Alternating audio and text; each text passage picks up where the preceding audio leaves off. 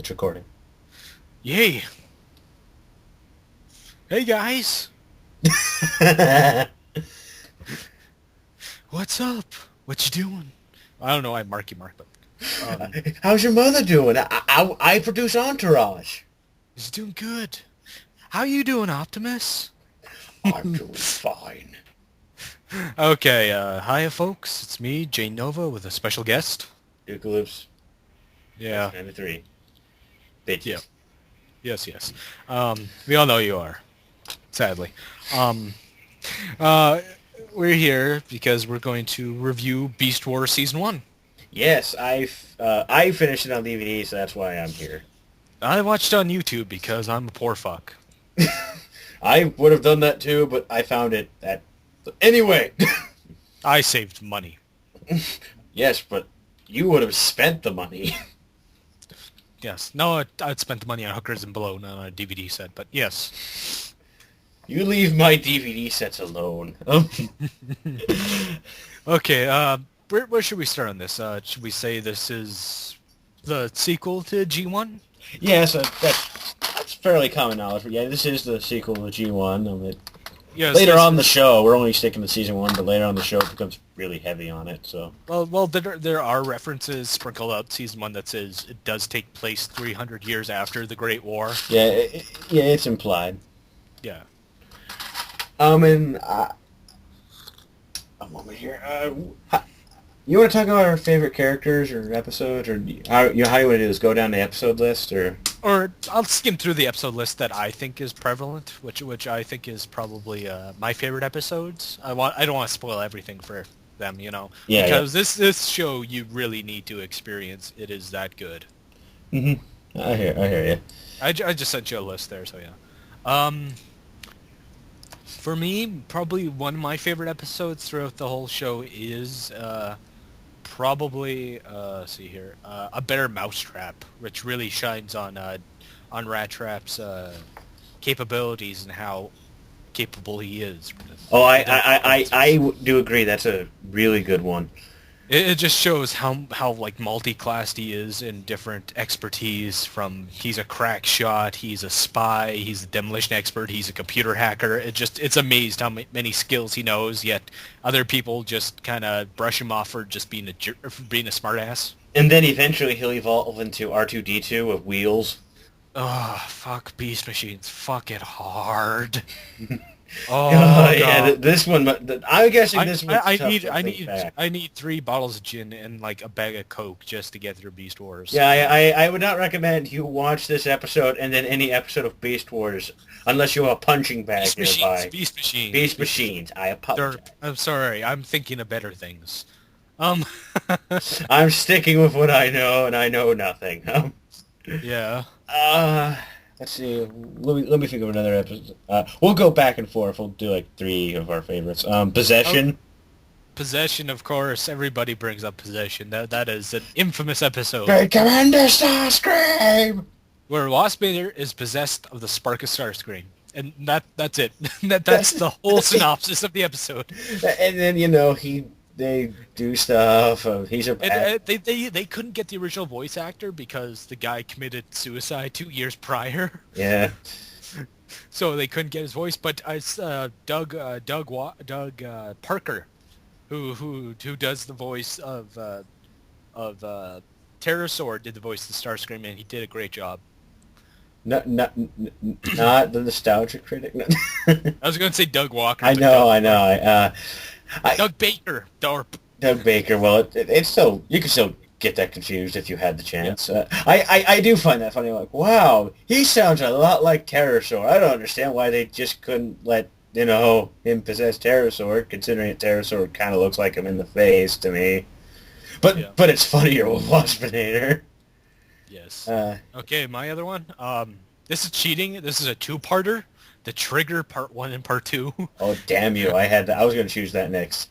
Because the floating island concept is really cool, and it really, Beast Wars is all sprinkled on about they're not the oldest race. There's things even beyond them being such an advanced race of Cybertronians. Yes. And I think that is so cool that it's very Twilight Zone-y, very Star Trek in the like of like the Stonehenges and stuff like that, which I think is really cool. Like it's been there before they even landed, which I think is really cool. Plus, this one, Tigertron shines in this. Oh, yes, he's probably up there. One of my favorite characters, Tigertron, Rat Trap, and other favorite character, of course, Optimus. It's just he really shines on it, and he's such a great character. This is why probably the series goes down when we hit season 2. Which you will cover on your own, because I have not seen. I will. Yeah. Let's see. Let me look at another one. Which one is I? Because you chose the next one. I have to scrounge. He indeed. Power Surge. I love. Oh yes, Power Surge. That's a great Pterosaur episode, though. He does get kind of shoved into the corner throughout most of the show. Until he dies, and then he just dies. As just a lackey, you know, he just flies around with Waspinator being like Dumb and Dumber and doing their shenanigans. Yeah, again, you can kind of see like early on it looked like they wanted to make him the Starscream equivalent, but they decided to go with Tarantulas. Yeah, Tarantulas, and then we get that whole twist in season 3. But still, but I think Tarantulas suits it better because he's probably my favorite Predacon, even more than Megatron in the show, because he's just mad scientist to a T. He is fantastic. Plus, his claw hands make him more of a monster, like a Frankenstein monster-looking thing to me. Like it's not the norm, and it makes him look twisted. But still, like I gotta think like all the Predacons have this inconvenience of Megatron has one hand and the other's a fucking T-Rex head, and Black Dracula and Tarantulas have claws. Have these fucking claws. It's like, how do they do anything? They just have these little teeny claws. Thank God they have giant buttons and levers to do all their shit. Just convenience sake. Mm-hmm. Another episode, my favorite. It was great. Oh, I got to go with the Low Road. Oh, that is a good. It's a silly episode where Rhinox is burping Energon, but the episode itself, I think it's more on the character interactions between Rat Trap and Dinobot. It just really cements their love-hate relationship they got with each other. That does save it, but the silliness for me, it I don't know why, it just kind of ends up taking me out of it by the end. Oh, I agree that the Rat Trap Dinobot stuff, that's gold, but the rest of once you end with Megatron hanging out of a tree going, "This is our oddest defeat ever," yes. Yes, this is our most embarrassing defeat. Yes. Because of giant galactic fart that sent him flying, but still, I laugh at that. It was just, I don't know. They do a couple fart jokes, but is not as bad as pissing on once respected actors. I didn't think I thought we were going to go Bayformers reference lists out of this. We can't. When we hit something like this, Beast Wars is, I have a controversial opinion, but it probably is kind of popular still, is that this is the best Transformers written anything. Yeah, like, with the exception of the fart humor in the Low Road. They do have subtle humor, but they do have like a little childish humor too. Yeah, like again, it's a kid show, but it is written really smartly for adults too, and good for kids. Like it doesn't talk down to the kids at all. Like yeah. Yeah, and it manages to be fun. Okay, I get one more choice. So no, you get none. Of course you do. I was gonna choose the Spark. Damn you. The Spark. Oh, of course you picked the Spark. The Spark is a very influential and very kind of building blocks of the Transformers mythology in that one. Plus, there's that cool montage Rhinox gives. Yeah. Look at my awesome PowerPoint presentation, Cheetor. Look at them fly. Well, it introduced the concept of the Spark, which is still used to this day. It's essentially the soul of the Transformer. Yes, and in all honesty, I make fun of it. That speech he gives is magical. And we're giving Razor an actual likable female a female Transformer, unlike Arcene Prime, who's just a noseless bitch. Who magically turns into something the size of her feet. It's just that show cheats. That show size changing cheats. It's like her legs are the same size of her whole body in vehicle mode. It just no one has noses. It pisses me off. They all have egg faces. They all look like Humpty Dumpty. It's like fuck. Was the art director a fan of Krillin? Who's a fan of Michael Jackson? Yes, yes. They all do look like noseless skeletons.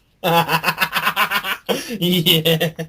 Because like they're all have these wiry frames, like these fucking Edward Scissorhands fingers. We're here to talk about a good show.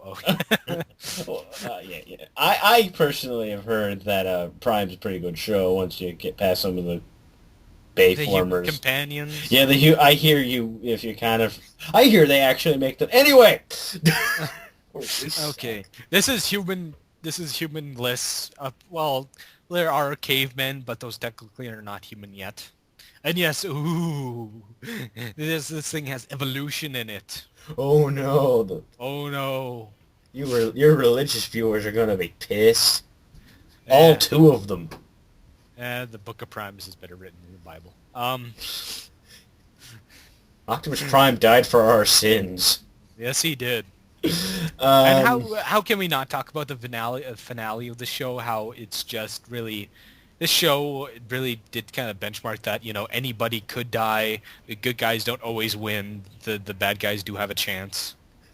Granted, it does fall into the cliche of, yeah, we killed Optimus Prime and brought him back, but Well, they did bring him back like 3 episodes later. granted, they waited 3 episodes. Yeah. They didn't bring him back like 5 minutes later like in Animated. Look, the MacGuffin saved me, guys. Hooray! Oh, I gotta do Animated too. Oh. You'll like it. You're just I know, but just I still have to go through Beast Machine season Technically, 2. and also since we're talking about the final, technically it's a 3-parter since Before the Storm's really a prelude to Yeah, all of it. yeah. I don't know why they couldn't make it a 3-parter Before the Storm, and like that's It's one of those things where you could just call it Other Voices Part 1 and rename it if you want. But yeah, yeah. The great thing about season 1, it's 26 episodes, and it is the same length of the whole series of Beast Machines. And manages to do a lot more. a lot more, and that isn't overly preachy. How technology evil and hippie good. Not to mention, I still think the animation looks really good, even though it's looks 15 great. it's 15 years old. But yeah, Yeah, 15 plus years. Yeah, but it looks looks good. still great. This show, goddamn, it won an Emmy. Yeah, not a lot of animated kids shows get that chance anymore. Yeah, Granted, when they do, they get just as much attention as they would, because it's like one of those cheap Emmys where they don't even get a reward show.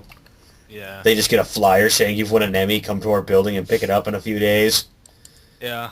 And when I get reviewing season 2, I'm gonna kind of show it. Just I don't know. Season 1 is the best season of the series. Just my personal opinion. But Jesse, we don't have a rubber ducky or a powdered wig in this season. Season 3, that's when fucking Dan DiDio got in and just smeared his feces all over the place. You people will have to wait to see what he's talking about. Yes, you do. But with a lot of people, when it comes to season 1 of shows, like people said, if season 1 of Highlander isn't that good, and season 1 of Star Trek Next Generation isn't that good, skip it. But here, that's my opposite opinion, where season 1 is probably the best. Yeah, the writing stands for all, and the characters are written really well. All of them. I like all of the Maximals, and I haven't. The Predacons are anywhere from likable villains to their characters. Yeah, and it just, this is one of the very few, like, humorless... Well, the very first humorless show was Beast Machines, but, that was because of preaching bad writing. Yeah, it's not even so funny, it's bad. And they do the blasphemous thing that Megatron doesn't say yes once. I don't want to be a dragon. Yeah, that's the whole concept of it. Well, whatever. Well, Dan DiDio, it's his fault. I blame him in canceling Reboot. If King's listening to this, he's gonna blow a gasket. You won't see it. He's slurring something off something. I don't know. Um, I don't think we have anything else to add. There was a horrible video game with it for the PC and PlayStation 1, which I I got played them it. I stuff. rented it. I hated it. Yeah. Oh, And they didn't get the voice actors. and plus they had the Energon build-up thing, which Cool idea is just too bad that it takes forever. in the game or In the game, it yeah, takes forever to let the energon like radiation thing go down. yeah, I And know. you can't attack in beast mode. I'm like, like, why take so long? Because as a kid, I was like, I want to be the robot. I don't give a shit about being a fucking gorilla. I want to be a cool robot beating stuff up, and half the time you're stuck And in it's not continuity because they made up another alien race of giant like crab people that attacks you. the crab people from South Park. Or something, some type of insectoid exoskeleton alien that attacks you. Yes, and not to mention in the show they gave another thing right. They at least gave a reason for why they're in beast form because you think it's just we found them. There's no cars here. Yeah, We need an arbitrary reason to transform. They say it protects them from the energon buildup, it protects them from energon radiation. which like with all threats that they introduce early on, that isn't it pretty much forgotten or not brought up at all in the Well, later seasons. yeah. In season 2, they totally abandoned that idea. And In they don't which even like explain why. Like, there's not like an explanation for why it's done. It's just not doing it anymore. And just like in season 1's the only season where the beast form has actual any prevalence. It's like, just imagine that we synthesized the DNA of a rat and it's all of its kind of skills and features and put it into this machine so we can use it to protect us from the radiation. But in other seasons, when they get the transmetal form, they totally forget about the beast mode and just kind of use that as something else completely. I'm like, well, we need to prove that these are transforming toys. Damn it. Yeah, it felt more like when the seasons went on, it just felt more like a cash grab. Yeah, but again, you're always gonna see that happen with a toy-based TV show. Yeah, I know. I know. I give too much of an idealist I get with Transformers. It's just a toy, dude. Yeah, and I'm like, it's more than that to me. To the Bayformer fans, people who enjoy the Michael Bay movies also enjoy pop-up books. I enjoy pop-up books, and I don't like the Michael Bay movie. Why are they fucking on Cartoon Network? I don't know. Gosh, I saw that yesterday. I'm like, no, this. Oh. I'm sorry. The opening scene should tell you this is not something kids, no matter what, no matter how many warning labels you put. Yeah. I hope they reboot it in a couple of years. I don't know. I keep hearing people. He's like, make a Beast Wars movie. Not with Bay. He's afraid of animals, apparently. Except giant scorpions. Giant and, robotic panthers. scorpions who don't look like actual... If it looked like an actual scorpion, he'd say no. Or panthers.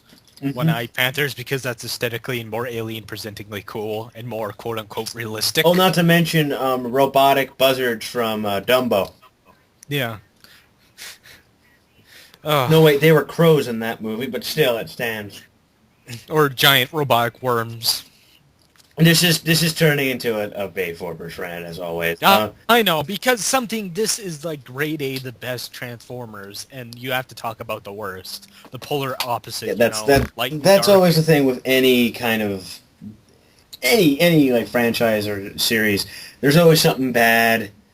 You can't talk about you can't talk about Star Trek without talking about Voyager and Enterprise.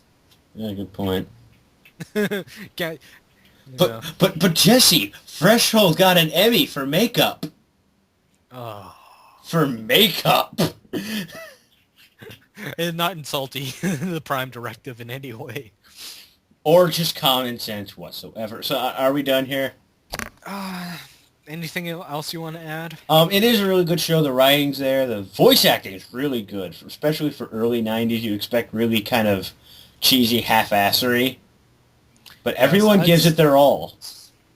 And Yes, this is without a doubt the best Transformers of anything. And for those people who came up with that silly meme of truck not monkey, they're missing out.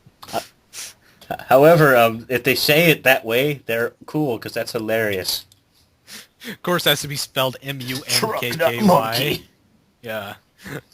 Yeah. So Well, yeah. we're okay. Thank you for being a guest. I'm so glad I could be here. I need to restart the Q&A video so you could be a guest because I've pretty much abandoned it at this point. Yes, yes. I'll be whenever you're ready. I'm ready. Yeah. Well, let me in. I'll end the recording here, guys. Thanks.